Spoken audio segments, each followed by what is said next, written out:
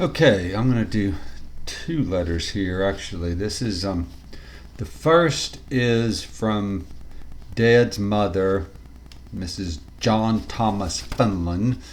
You can see it on she had there on their own stationery here, but it was still when they were at Beaverbrook. So this is actually March 18th, 1953. So this is the day that Hugh was born. From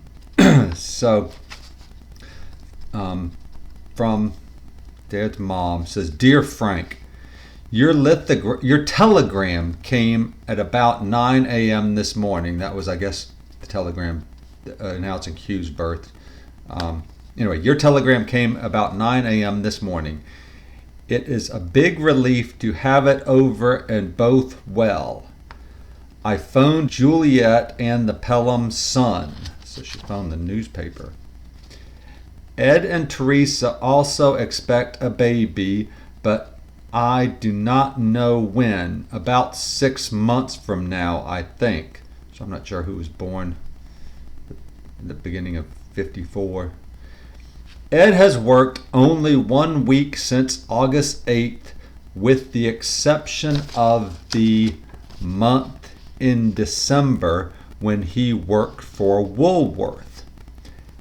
And all Saturdays since then he works there. He is out every day looking, but without success. Tom Kane has been very ill with a heart condition, but is better now. He will have to be very careful for the rest of his life. The children here have had a lot of bad colds this winter and have lost a lot of school. John and Helen expect another baby in September. Little John is now 9 months old and trying to walk. We have not seen him since Dad's birthday on account of the children here. Chicken pox, mumps, colds, and conjunctivitis, etc. John T. Fenlon was 7 on March 15th, and Anne Marie was 2 on the same day. Give our love to Mimi. What will you call the boy? That was Hugh. I will write to the rest of the children today and give them the good news. Love and best wishes for you all, Dad and Mother. And so that was from Dad's mom on Hugh's birthday, March 18th, 1953. And then there's another letter, which I thought was kind of interesting. It must have been about the same time. It doesn't have a date on it. But this was from Margaret. Margaret Pratt is on Ken Pratt's stationery, and it was a Friday, so it had to be right near then. The letters were together. It says, it says, "Dear Mother, your letter certainly contained most disturbing news. First, please keep me posted on Tom Kane's condition. Pat should be terribly worried. A heart attack can be a good hard lesson to take things easier and to cut out worrying. I hope Pat isn't trying too much to keep up with the Joneses and maybe pushing Tom too hard. Second, I thought Ed had a job with a dietetic food company. What happened to that? And can't he get a full-time job with Woolworths? About your moving to Florida. I hate to put a damper on your enthusiasm, but it certainly doesn't seem practical. Like the rest of the country, they've had a boom down there and real estate has been very high. Even rents and food are high. Then I don't see how you could be off by yourself. Suppose something were to lay you up.